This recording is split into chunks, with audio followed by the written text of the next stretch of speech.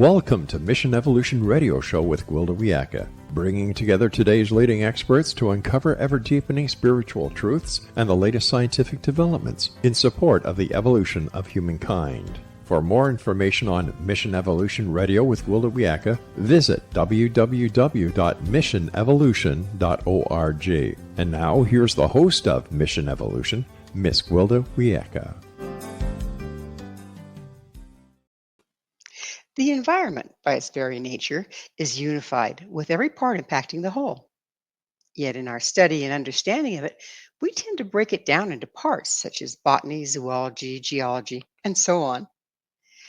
Does this fragmented approach have us missing something vital?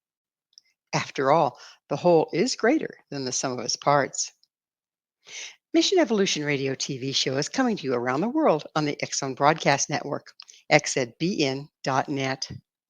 With us this hour to delve into intersectional environmentalism is Isaias Hernandez.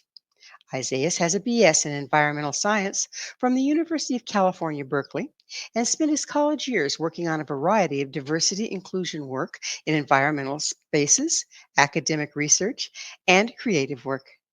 Mr. Hernandez is an environmental justice activist and educator. His website, queerbrownvegan.com. Isaias, thanks so much for joining us on Mission Evolution. Yeah, thank you so much for having me, Gwilda. Yeah, we tried to do this a while back and then had tech difficulties, so I'm glad we're going to pull it together today. Yes, absolutely. Yeah. So, when did you first become interested in environmental issues? Yeah, I love this question so much. So I think growing up in Los Angeles, my parents had immigrated from Mexico, and growing up in LA in a poor neighborhood, I realized I had lack of access to resources. So one of those very evident things that I saw growing up is my apartment was right next to the railroad where freight trains would pass every day at 5 a.m. So I'd get awakened up by then. That was my natural school alarm, I always tell people.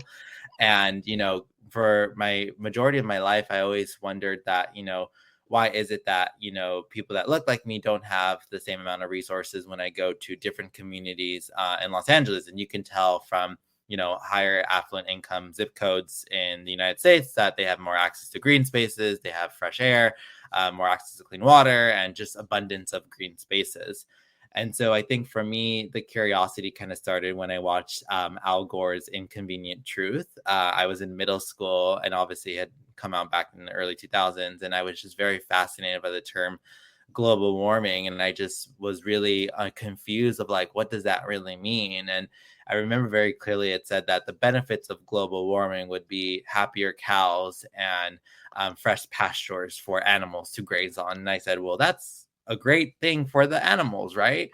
And I was totally wrong when I looked more into the research and science. And so I think being able to be curious as a young kid really got me to where I'm at today, being able to pursue environmental science and trained as an environmental scientist. And that just came from the fact of wanting to ask questions versus trying to be angry or be sad or confused around this. I think I had to really understand what it means to really understand the climate crisis today that we have. So, have you seen these issues progress since you first became involved with environmental mentalism? Environmentalism, sorry. Yeah, absolutely. I think that when we talk about extreme weather changes, there is no doubt that whether people agree or not of the phenomenon or the incidence of climate crisis, everyone can agree that yes, summers have gotten hotter. Some people will say it's always hot during the summer, which is true. It's a season, right? During the summer, you're expected to have higher temperatures. But when you're looking at the global average mean temperatures of throughout the years, we could see sudden increases. And one of those evident things that I see, right, and where I grew up in my neighborhood is that I grew up where the highest it would get during the summers was maybe late 90s or 104 degrees Fahrenheit. I know that we use Fahrenheit here in the States, a little bit different from others. And I remember now my parents have to use the AC. We didn't grow up using the AC. My parents were totally against it because they were like, they don't want to pay more for the electricity bill. And two, it's like a waste of resources that they would set. But now it's so unbearable in the summers that they have to use it almost every day. And so when we look at it through a more different angle, like we have to look at it through the energy costs. More and more Americans and even people globally are spending more money on energy bills because they simply cannot afford it. And it's no longer enough to say, set your thermostat at 73 when you're living in an environment that's going to reach 100 plus degrees Fahrenheit. And so more and more, I think those are some of the sudden changes that I've seen, but also the biodiversity loss is very evident in wildfires. Obviously, we know that sometimes wildfires can be caused by individuals that are arsonists or pyromaniacs, but we also need to note that the loss of wildlife species due to the increase of severe drought has led to the severity of these wildfires. That's leading more pressure on it. And the last thing I would just say is that when you look at insurance companies, they are no longer insuring homes in areas that are known to have high rates of environmental disasters, whether that's flooding, wildfire seasons, tornadoes. So more and more, we're taking note that if these companies are not insuring homes, how are people supposed to be living in their homes with safety? Yeah, it's scary to me what's excluded. It's like if I live in an earthquake area, I'm going to want earthquake coverage. I don't mind Yeah. paying for that, understanding that it's more likely, but we need to have it covered. And yet now, I live in a wildfire area, and a lot of people around me can't get wildfire insurance. I was kind of grandmothered in, if you will, but it's scary. I mean, what do you have insurance for if it's not going to cover the thing that's most likely to hit you? Absolutely. And this is the issue with insurance companies today is that, their original missions have always come from this ideology of protecting its citizen. But many of these large monopolies of insurance companies today are no longer guaranteeing a safety net. And the issue with that, right, with the climate crisis, is that, with any development of new projects like fossil fuels, insurance companies are the ones that have to approve it. So you need to have insurance for any company that's trying to build something to do that. Now, while these insurance companies are handing out all these licensings and these approvals for these new gas and oil projects, they are also turning back on its customers and saying, "No, we can't give you insurance in this area because it might be bad for us."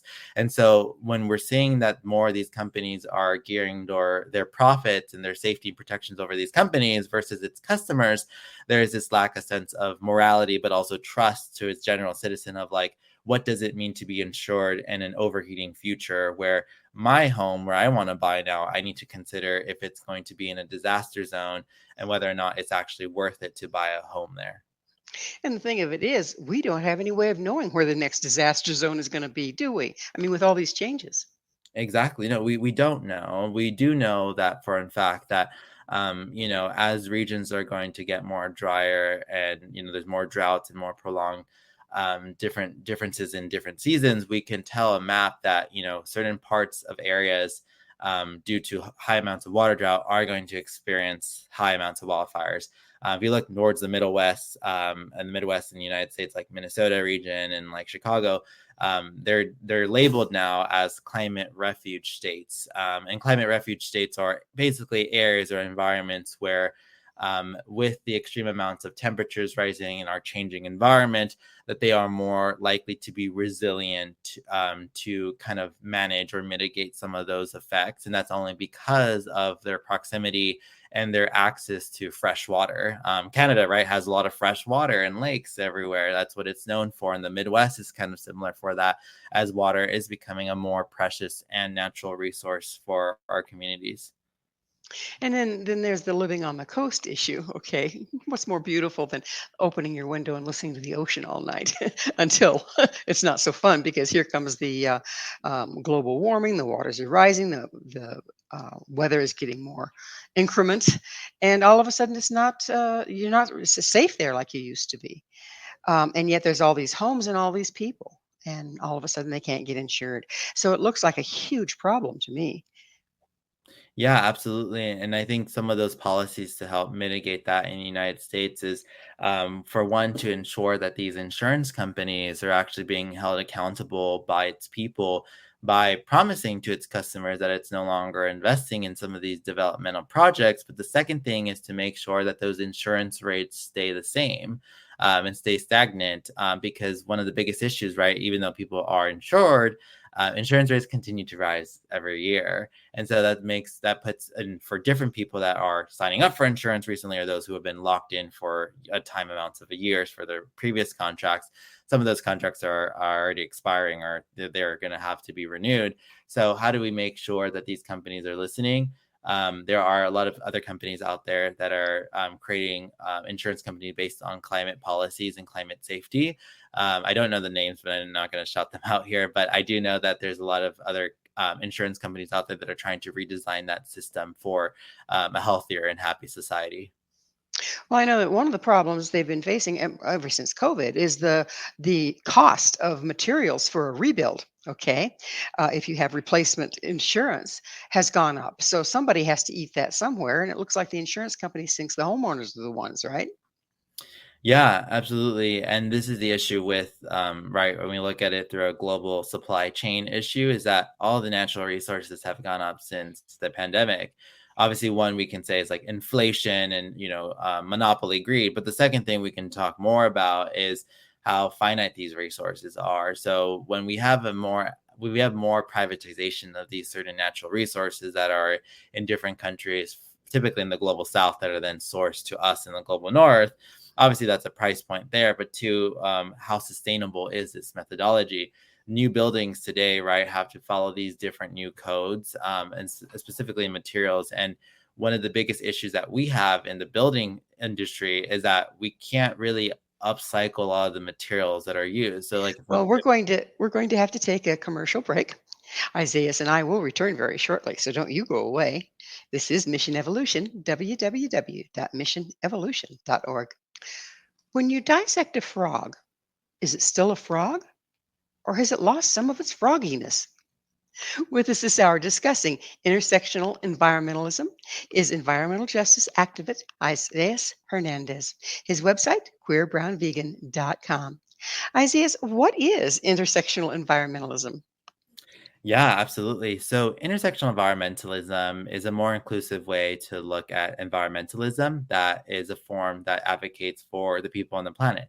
So, when we typically think about environmentalism, we often think about long settler environmental conservation leaders, whether that's John Muir, Aldo Leopold, and so on, right? And these are very typically big conservationists that have been known in the United States for a lot of the establishments of certain conservation policies, or the ways that America society has started to view conservation.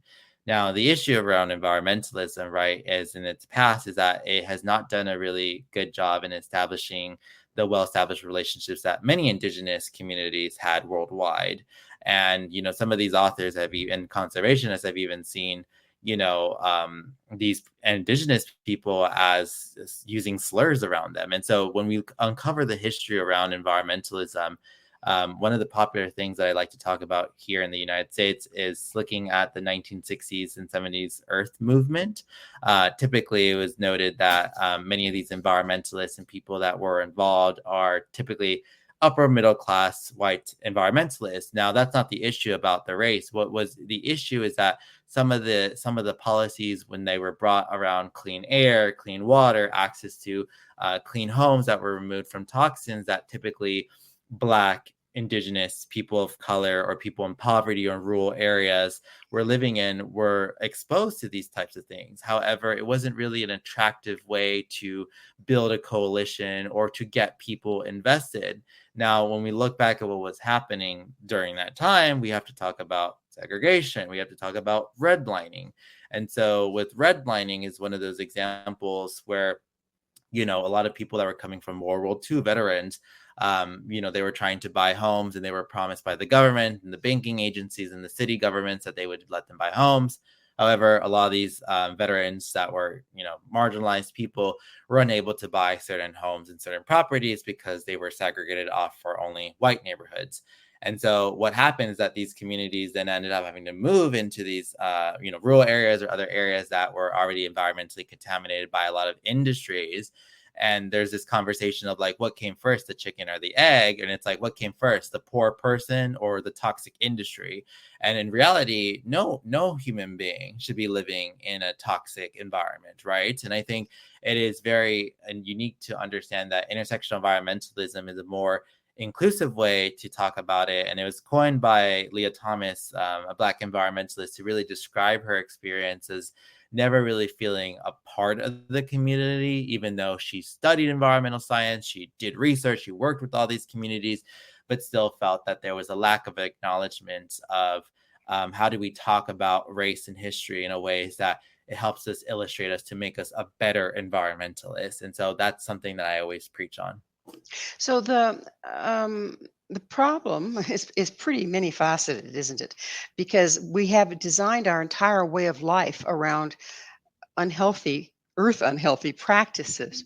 How do you see turning that around, regardless of the color and the place where we're living? Yeah, I love this question. I think we need to really deconstruct uniformity mindsets that really uphold monocultural values. So, like, one of the most easiest ways I tell people is like, in America, we are very obsessed with green lawns, straight, clear cut lawns. And I tell people, waste of water resources. You could save money by getting rid of your grass lawn, which is something that's very appealable for a lot of Americans when you save money. And the third thing is to promote diversity of flourishing. So changing your own ecosystem very easily. If you're someone with a house and wanting to develop a garden in your backyard, building a compost, really developing these types of local systems is a really huge way to really promote a more ecologically well-being.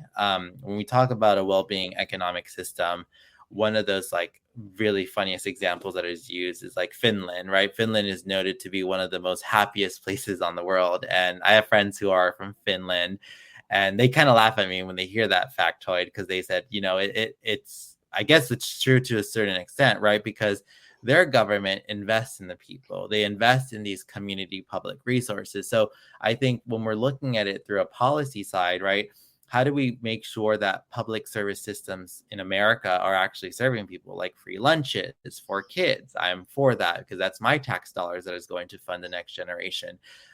You know, public libraries, you know, funding libraries should not be political. It should be a part of a free, open access knowledge. And I would say the last thing too, for people to really promote this earth well-being society, is know your neighbor. It's been reported that when you don't know your neighbor, you're more likely to feel isolated, but you're also less likely to survive an emergency. And that cannot just be a climate disaster. It could be some type of like health emergency. And it's been found that when you know your neighbor, your chances of survival and your chances of safety increases. And I think we've become a bit polarized and a bit separated from, you know, our individuals and our societies. That how do we make sure that younger generations are making sure to greet the person down the street, say hi to the cashier, thank Well, your registry person. well, Isaiah, they have to put down the phone first. Yeah, yeah. So it seems like the thing that hooks us together supposedly is actually segregating us. I wanted to ask you, one of the major issues is farming practices, right? And you know, it'd be lovely to go back to the indigenous ways, but there's way too many of us on the planet now. Is there a third option for the way we're growing our food? Yeah, absolutely. You know, I think when we talk about the globalized food system, there are really strong cases of arguments for it to exist, because we do, like you said, we have a large population. Most Americans and most Canadians too source their food at a grocery store. Not a lot of us go to farmers markets to source locally. Well, we wish we could do that. That would be amazing. But I do think that when it comes to looking at specific industries, one of those largest emitters is meat and dairy. Not only is meat and dairy, right, large amounts of emissions coming from, you know, it's not coming from cow burps, coming from cow farts, methane emissions. They contribute a large degradation to soil erosion, to water erosion, and also air pollution. So if we're looking at these industries one by one, is that I don't think I'm advocating to take Americans' meat or access to, you know, their dairy away.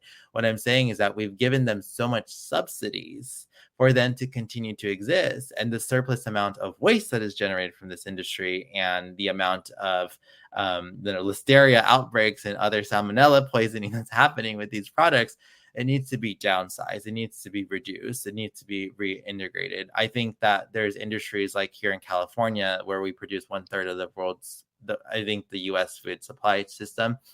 is almond farm. So I talked to actually almond farmers, and I did a project with them this year where they talked about how, almonds get really bad raps because they used to say that they used to flood their orchards back in the 1970s and 80s because they thought flooding them was the best way. Now, through sustainability practices and working to form a sustainability board, they found micro irrigation to not just reduce water usage, but to reduce it to at least 30%. And an additional 10% was found the last 10 years with the existing technology. So I think that the technology sector plays a huge role in making sure that the ways that we're using these resources in our globalized food system can really reduce the emissions. But I think that when we're talking about destroying the industry, I don't think it's going to go away anytime soon. I do think Oh, that there's policies we can do. yeah, we might get pretty hungry if we try to destroy it altogether. And Yeah. then there's also this time period between when the old is the majority and moving in with something more sustainable. That shifting time is very, very volatile, isn't it? Yeah, no, it is. And I think, when we look at these traditional practices, like the older practices that the industries use, we have to remember a lot of them use models of economic GDP output. So, like, if we're looking, for example, like at forestry, for example, and I remember learning this in a class, is that they use these outdated models that talk about the optimal sustainable yield. It's like how much can we cut down a forest before it collapses? So they find this equation, right? They use the ecological math and data and whatever. But, we have to recognize that our environments have changed from that. So if we're still using data sets or trying to use our experiences of how good the soil was 20 years ago, 10 years ago to what it is now, that's where it's dangerous. So I think updating those models to understand the quality of the soil levels everywhere and in the countries to make sure that food is still going to be produced, because we still waste a lot of food every year. I mean, it's a huge issue in America that it's such a shame that we see grocery stores throwing out food that they can't sell, and rather than giving it away, it's more profitable for them to destroy or throw it to the trash bin. Yeah, it's sad. And there's so many ways, particularly in a semi-rural area like Safeway here. If I go into Safeway and they'll give me their, produce that they can't sell, and I'll give it to my neighbor for chicken eggs. Okay, it feeds the chickens and the pigs. But when you're in a city, you don't really have that option. What would be an alternative? Yeah, I think that when, people in predominantly rural or like economically deprived areas are limited access to that, one is obviously what I've advocated from an individual lifestyle, right? Is growing your own microgreens. Regrowing vegetables is a huge thing. I mean, I regrow my green onions, just put it in a cup of water and they regrow, right? These are things that are based on survivable, but they're not based on realistic things of going to nourish your body for the rest of the season. So I tell people that in order to kind of sustain themselves is like really working together with community to make sure that local food banks are being organized, or working with local grocery stores to see if they have a discounted aisle where they sell produce. Mhm. I know that this was common growing up in my neighborhood, even though I live in an urban area where, the store would have a discounted aisle, but it's like, we're going to throw it away, but it's discounted. So we can Well, buy it at a cheaper price. is that magic moment again? We're going to have another station break. Isaiah and I will be right back to continue our discussion. Please stay right there. This is Mission Evolution, www.missionevolution.org. Are we really in an environmental crisis, or is denial just a river in Egypt? This is Mission Evolution, missionevolution.org. With us discussing the environment when viewed as a whole is Isaias Hernandez. His website, queerbrownvegan.com. Isaias, we've started mentioning that the guides that we had for being sustainable um, are archaic because our environment is changing so rapidly with global warming and everything else. What would you say is the part of the change that is impacting us most at this time? Yeah, I think that the change that's affecting us most right now is the high cost of living everywhere. Materials and sources, as we mentioned, due to massive biodiversity loss that's happening worldwide. Our global supply chains are increasing in terms of like their intensity to extract the resources. So, you know, typically in America, and this is more America, it's like we have to pay for our health insurance. Health insurance is becoming more privatized. Equipment and materials are becoming more resourceful to do that. The cost of living, it's really hard to buy a home these days. Materials cost so much if you want to buy a home, or even if you want to build a home. It's not realistic for young people these days. And I can talk about all these points, but I think that for me, we have to look more about the larger thing of like how this economic system has been designed, and it's been very designed through a linear model of extraction, raw materials, produce, sell, out to the landfill. How do we create an economy that's more circular? And so for me, when we talk about circular economies, it can be very scary for a lot of people, because that means that you may take something away from them. But instead of actually framing it that way, it's actually framing it as a way of like, how do we use these resources more sustainably and responsibly to make sure that not only your family is protected, but the family after you, your next generation of kids, are protected. And so when we reframe it that way, I think that there's more of this understanding that everyone is in this planet. This is all our homes, and this is a very scary thing to experience. But there's a lot of ways in which, other countries and other cities have already been designing circular economies, whether that's through different industries that we consume, from fashion, media, technology, and other things. What do you mean by circular? Yeah, circular is a more like, oval shape. So like typically, like when we think about the ways that we get our items, right? Let's talk about the grocery store, for example. Someone grows your potatoes, that laborer does the work to do it. They then put it to a truck. That truck is shipped hundreds of miles to your grocery store. Then it's unloaded, and then you purchase it. What a circular economy is more saying is like, okay, what if we actually don't sell that much and actually cut the distance in half? So let's say, oh, well, why can't we sell it locally here in this area that's within 10-15 mile radius of the city? Or why don't we actually make sure that we're only growing certain amounts of produce during certain seasons? Like there's no, like, why do we have avocados all around season nowadays? Back then it was like they were expensive during season. So I think really readjusting to those prices and restructuring those systems could really help on that end, but also help the consumer. Well, there's also a lot of talk about empty harvest, in that the earth where we farm has been basically stripped of a lot of nutrients by our farming practices. Um, and if we have an empty harvest, that means we're having to eat more to get what we need to sustain us. So, is there some way, or have you been looking into how can we circumvent to where we aren't getting fed chemicals, we aren't being fed from ground that has no nutrients to put into the plant itself? There's all sorts of deficiencies developing as a result. How do we shift this? How do we encourage that? Yeah, so I think from a policy more global level with our government is pushing for policies that advocate for regenerative agriculture, which regenerative agriculture is basically a term to say agriculture that uses all ecological beings. So it uses animals, it uses plants, it uses, fungi, the flora, the fauna, but it doesn't use heavy amounts of insecticides, fungicides that typically have large concerns over its degradation towards soil environment.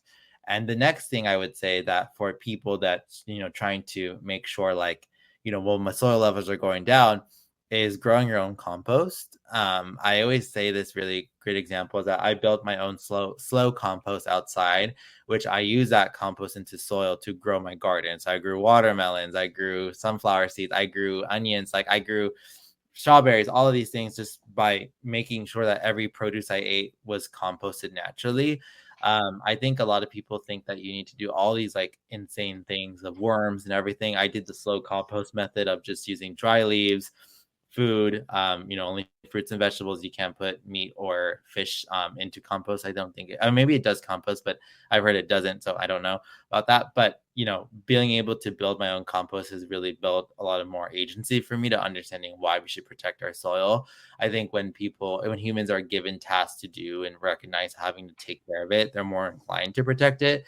And so I think we have to also ban subsidies from larger industries that are using these types of chemicals, right? Because we're giving them so much money, and it does not make any sense for the American people that we are using that. And also, the third thing I would just say is banning other foreign countries from buying lands or using our resources, because there's other countries in America using our natural resources to grow food for their countries that then's being shipped internationally. And I don't think that makes any sense when we should be growing certain produce for animal livestock feed. That's not sustainable in certain environments. Like in Arizona, we're growing alfalfa that's being shipped to Saudi Arabia, which does not make any sense. Well, probably does to Saudi Arabia. It's pretty barren over there. Yeah. Um, the subsidy, I would, is there something in the works to get the subsidy going towards environmentally sound practices versus the typical farming practices? Yeah, there is the Farm Act, the farm bill that's actually being pushed right now in the United States to make sure, one, that workers who typically work in these industries that are typically undocumented get paid a fair living wage and have access to pathway to citizenship. But the second thing is more to make sure that these industries like meat and dairy have limited amounts of money and funding that's going to them. Unfortunately, due to lobbyists and these conglomerates of these companies, these are companies that actually have billions of dollars behind them, and they're not willing to obviously lose money for their stakeholders. So I think making sure that we can not ban lobbyists, but to make sure that we can influence lobbyists to think differently, that are not hired by these companies, to make sure that they influence our politicians. Unfortunately, it is true that you can't approach a politician and say, go vegan, right? That's not going to work. They're going to look at you and say you're delusional. But what you can do is actually call your local office and talk to them about, what are the initiatives they want to support? What is it that they're trying to contribute? Because a lot of these politicians serve farming communities. So the best way to do that is by educating and meeting those farming communities and understanding what their needs are. And a lot of them right now are bankrupt because they don't have enough money, and they're already in massive amounts of loans through these companies of having to grow cattle or having to grow chickens and other things like that. So, one thing that we briefly touched in on is the individual starting to produce some of their own food. Now, a lot of people live in, say, a high-rise apartments, but I've seen where they're using the roof, flat roof, and have growing things in containers. Okay, I lived in town quite a while ago, and I had a very small yard, but within that yard, I had a garden, I had a composter, I had chickens, okay, and I was able to produce quite a bit of the food that I needed just in my little postage stamp size yard and still have the yard look nice. Are there any programs out there that are starting to teach people how to do this? Because it's not impossible by any means. Yeah, this is so good to know. I know that, I'm really privileged to live in California. I always say it could be its own country if we left the United States. One of those things is that I love about California has very progressive environmental policy. So we're really known to pushing that. And one of those policies that we're trying to get is to green schools. So like when we green schools, we don't just talk about like, oh, make it eco-friendly. We're actually implementing gardening programs and curriculums for young kids to get invested in the environment. The second thing I would say is that there's a lot of community garden spaces that are being reclaimed. So a lot of communities are coming together to buy plots of lands for the community to have that access to green space and to grow their own gardens. I think that's another way from a just local people to people level. And the other thing is like for people just wanting to learn more is that, I found resources like YouTube to be very beneficial, but also, more than everything, I tell people like older people know much more wisdom to be able to teach you a lot because they take care of their lawns really well here in America, the older folks. So I always say like, take note of how they're growing and how they're taking care of their properties, because I do think that when you really meet with someone and talk to them about their practices, you actually are more inclined to adopt that practice. The elders have been kind of pushed to the wayside, unfortunately, and all of them are a great wealth of information, should we choose to listen. But the fact remains that we have way greater numbers now than we did 50 years ago, and the practices that we've developed are not putting nutrition in our food. Um, can we find a way to blend things. We can't go back to the old indigenous ways. There's too many of us, but there's a lot of indigenous ways that we could possibly implement. Have you looked into this at all? Yeah, I mean, I think there's a lot of, when we talk about traditional ways and the new, quote unquote, new world ways, we have to understand, like, okay, well, if we don't want indigenous led solutions, how do we make them at the forefront? And a lot of that is actually looking at the different ways that companies have started. So, like, there's like a really great company, for example, like called Native Renewables. It's from the Navajo community, and they power indigenous communities with solar power. And Okay. that's Well, obviously, oh, we're going to have to power this show with yet another commercial break. yeah. But please stay with us as Mr. Hernandez and I continue to explore environmental education and social justice. This is Mission Evolution, www.missionevolution.org. So we're really in an environmental crisis. Now what? This is Mission Evolution, missionevolution.org.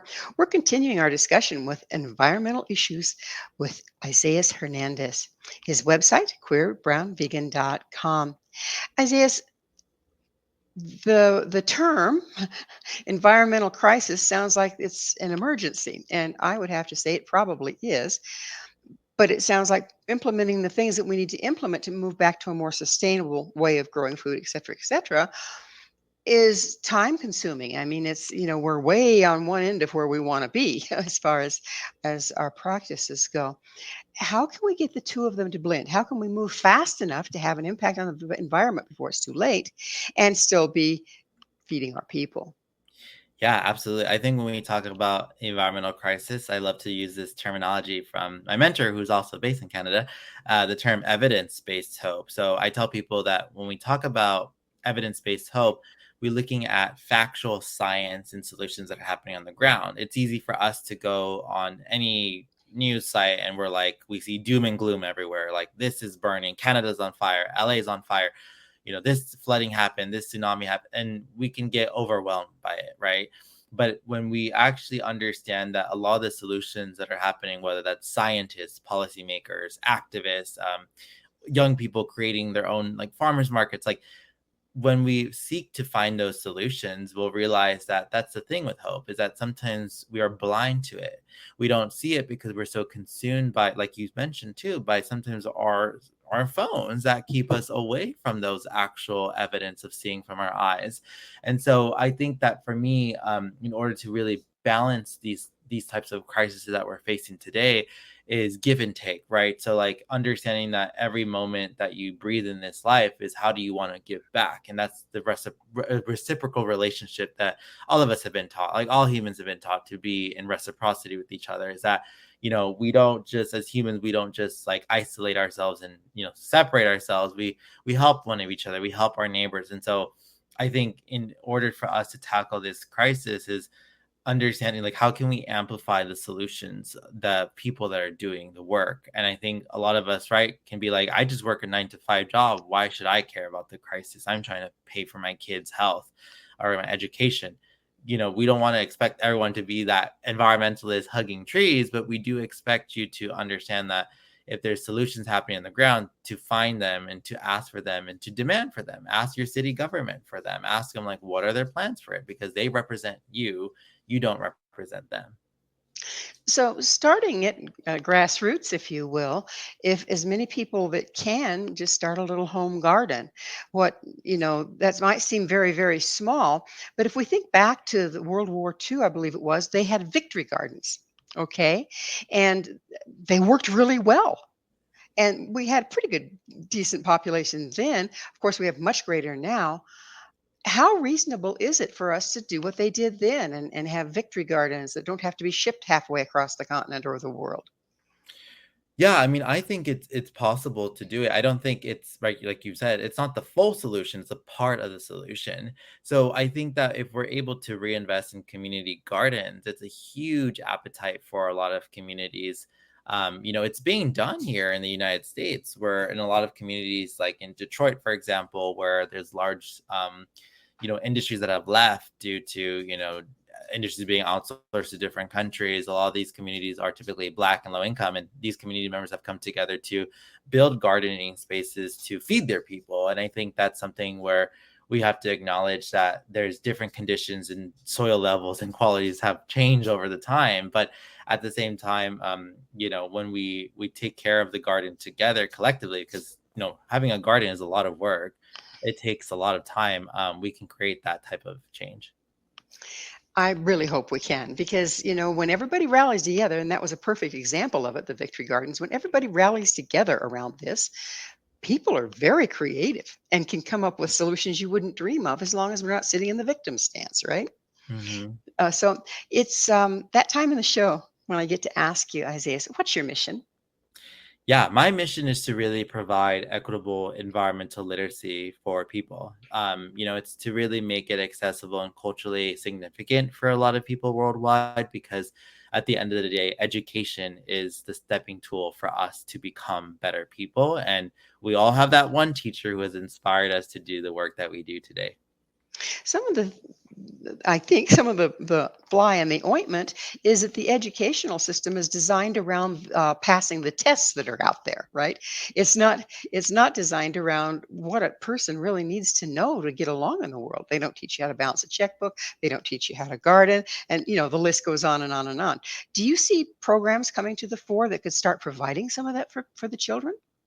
Absolutely. I think there's a huge shift for the green economy. And when I mean green economy, it's like, green jobs. So like there's a huge investment from governments worldwide that are investing in green technologies or making sure industries are starting to follow more green initiatives. And so I think for young people specifically, what really excites me is that they are going to be exposed to a new generation of environmental knowledge that I was exposed to as a kid, because as a kid, I was like, I took the school bus, it was powered by gas, and, seeing how schools are now using electric buses, which is pretty cool because I didn't think that could happen.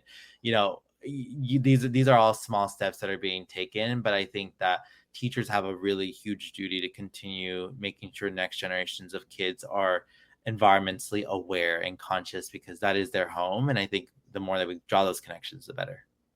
And by the time they become adults, they have more of the tools to take care of the earth rather than exploit it. That sounds wonderful to me. And I'm seeing a lot of brilliance in the children.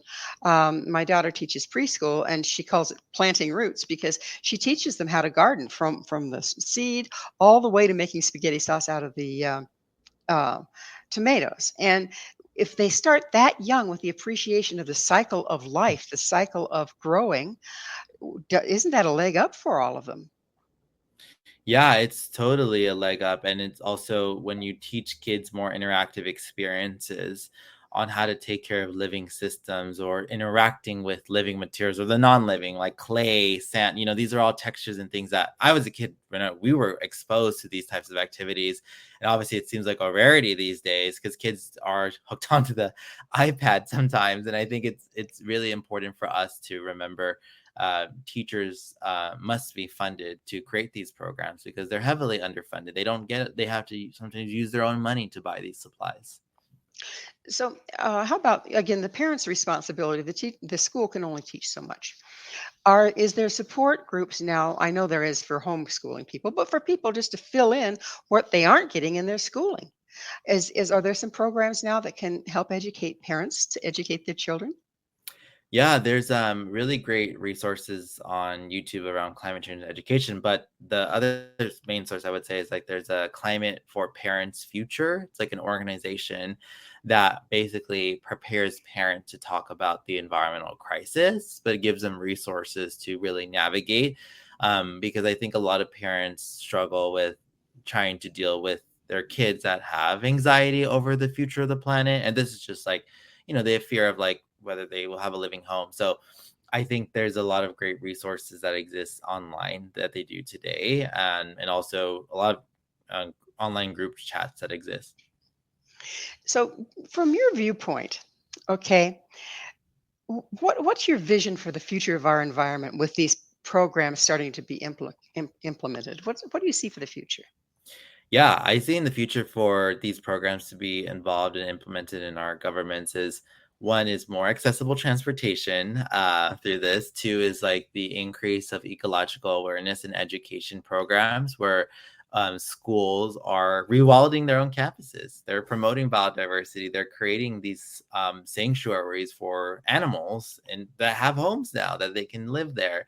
And three is like, access to being able to become young scientists. So like making sure that these young people are not just equipped with the creativity and value in mind, but understanding why it's important to record data and science, because data and science actually helps us inform policy and also informs our decision of understanding the issues rather than trying to base it on, something that you learned online or you read an article online and it said this. So I think that is something science literacy is so important. Absolutely, and understanding the scientific method even.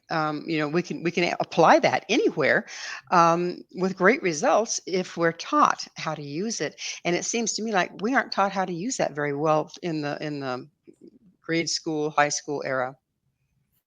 Yeah, no, we aren't taught that well. I would say that, I have cousins who are asking me for help in terms of like their science classes, and honestly, it's not that they're not inadequate, but it scares me of like how much data and science I was taught as a kid, and that curiosity you had to now it's more like answer the question, you get it right or wrong, and there's no sustenance to that. There's no flavor, there's no storytelling. So I think it's important that when we approach science literacy that we tell a better story to get young people invested in these types of fields. I couldn't agree with you more. And it seems like the as we educate, either parents doing it or the school system under different guidelines that start to do it, the more any individual is involved within that way not life works on the planet, the healthier we tend to be emotionally, mentally, and spiritually. So I see a win-win, don't you? Yeah, no, I agree too with that. That they found cities. I mean, there's literally documentaries on media sites that talk about how areas where people have good, well balance of lifestyles have longer lives. So they typically live in areas that are filled with green spaces. They have good social community Absolutely. life. Well, unfortunately, Isaiah's time has flown, but we are out of it. Yeah, Thanks so much for coming on the show. thank you so much for having me. Our guest this hour has been environmental activist and educator Isaias Hernandez. To find out more about Mr. Hernandez, his works, and teachings, visit his website, queerbrownvegan.com. This has been Mission Evolution with Gwilda Wiyaka. For more information or to enjoy past archived episodes, visit www.missionevolution.org. But really, the most important thing is join us right here next time. This mission will continue, bringing information, resources, and support to an evolving world.